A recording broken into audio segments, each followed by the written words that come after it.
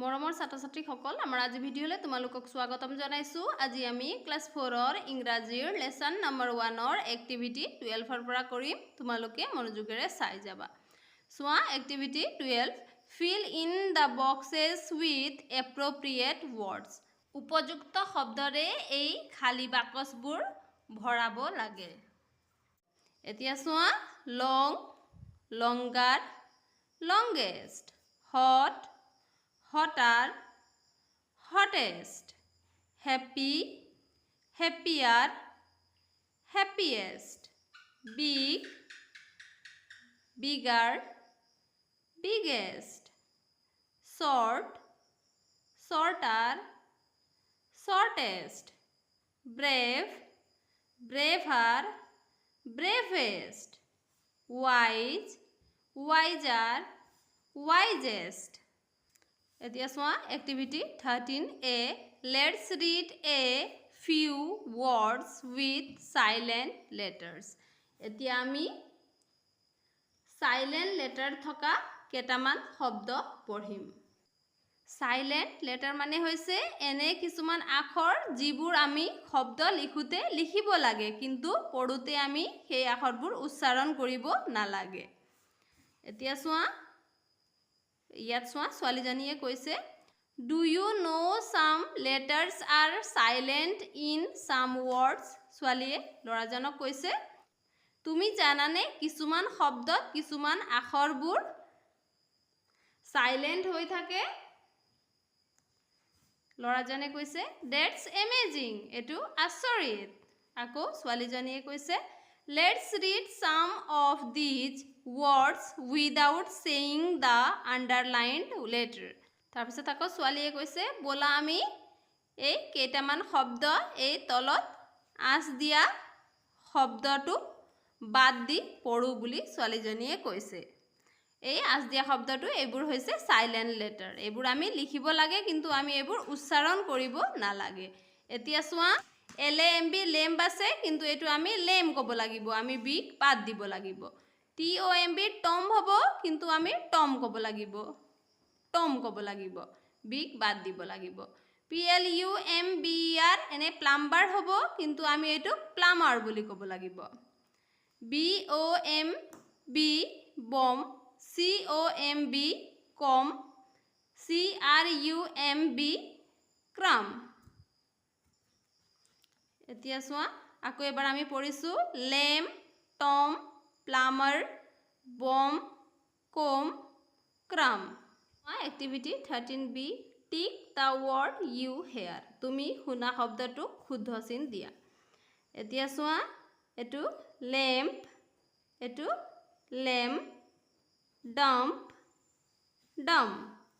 এতিয়া চোৱা এই লেম আৰু লেম এই দুইটা শব্দৰ এটো পি চোৱা এই পিটো ইয়াত সাইলেন্ট নহয়। তাৰপিছত ডাম্প শব্দটোত এই পিটো সাইলেন্ট নহয়। এটো আমি ক'ব লাগিব লেম্প, এটো ডাম্প। এতিয়া চোৱা activity 14 read the words on the whiteboard. এই হোৱাইট বৰ্ডৰ ভিতৰত থকা শব্দবোৰ আমি পঢ়িব লাগিব।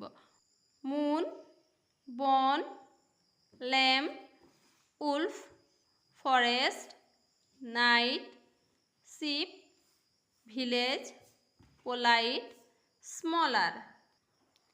Now write them down in alphabetical order. এতিয়া আমি এই শব্দবোৰক alphabetical orderত ইয়াত খজাব লাগিব। এতিয়া alphabetical order মানে কি? alphabetical order মানে হৈছে A B C D মানে ক্ৰম অনুসৰি খজোৱা। এতিয়া চোৱা এই শব্দবোৰক আমি ক্ৰম অনুসৰি খজাব লাগিব। যেনে প্ৰথমতে চোৱা ইয়াত এলফাবেটৰ প্ৰথমত কি আহে এ গতিকে ইয়াত এৰ পৰা আৰম্ভ হোৱা শব্দ আমি পোৱা নাই হেতু লিখিব নালাগে। তাৰ পিছত বি এতিয়া চোৱা বিৰ শব্দ এটো আমি ইয়াত পাইছো বন এটো লিখা আছে হয়নে। তাৰ পিছত সিৰ শব্দ ইয়াত নাই, ডিৰ শব্দ ইয়াত নাই, ইৰ শব্দ ইয়াত নাই, এফৰ শব্দ আছে ফৰেষ্ট। এটো চোৱা ফৰেষ্ট, ফৰেষ্ট লিখা আছে GHIJK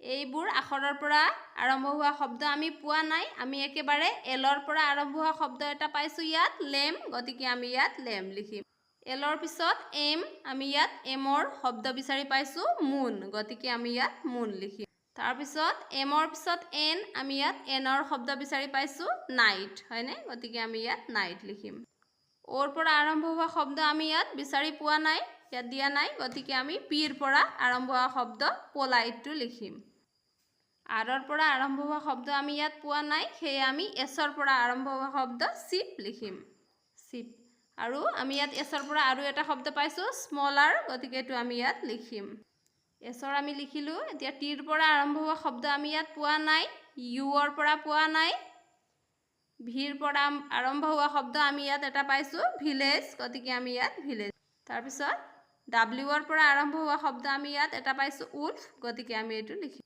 ছাত্ৰ ছাত্ৰীসকল আমি এয়া কৰিলোঁ তোমালোকে নিশ্চয় বুজি পাইছা এলফাবেটিকেল অৰ্ডাৰ মানে কি হয় তোমালোকে সেয়া নিশ্চয় বুজি পাইছা এতিয়া চোৱা activity 15 look at the pictures and read the sentences এই ছবিবোৰলৈ চোৱা আৰু এই বাক্যবোৰ পঢ়া এতিয়া চোৱা জুৰি ইজ 3 feet tall জুৰি 3 ফুট ওখ মিলি ইজ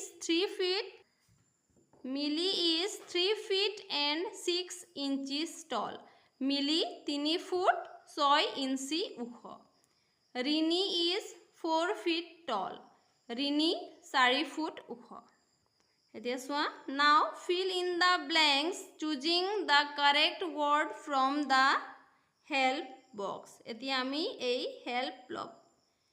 হেল্প বক্সৰ পৰা শব্দবোৰ লৈ এই খালী ঠাইটো পূৰ কৰিব লাগিব এতিয়া চোৱা ইয়াত দিয়া আছে জুৰি ইজ এ এতিয়া আমি ইয়াৰ পৰা টল শব্দটো ব্যৱহাৰ কৰিম টল গাৰ্ল জুৰি এজনী ওখ ছোৱালী কাৰণ তাই 3 ফিট ওখ হয়নে গতিকে আমি ইয়াত লিখিম টল গাৰ্ল মিলি ইজ টলাৰ দেন জুৰি আমি ইয়াত টলাৰ লিখিম মানে মিলি জুৰিতকৈ ওখ বুলি কোৱা হৈছে তাৰপিছত Rini is tallest of the three Rini 3 জনৰ ভিতৰতে ওখ ছোৱালী গতিকে আমি ইয়াত টলেষ্ট বুলি লিখিম এতিয়া চোৱা ওখ হ'লে আমি টল বুলি ক'ম 2 জনৰ ভিতৰত এজন ওখ হ'লে আমি টলাৰ বুলি ক'ম আৰু একেবাৰে ওখজনক আমি কি ক'ম টলেষ্ট বুলি ক'ম মৰমৰ ছাত্ৰ ছাত্ৰীসকল আমাৰ আজি ভিডিঅ'ত আমি ইমানেই কৰিলোঁ আমাৰ পৰৱৰ্তী ভিডিঅ'ত আমি লেসন নম্বৰ 2 আলোচনা কৰিম তোমালোকে মনোযোগেৰে পঢ়া শুনা কৰিবা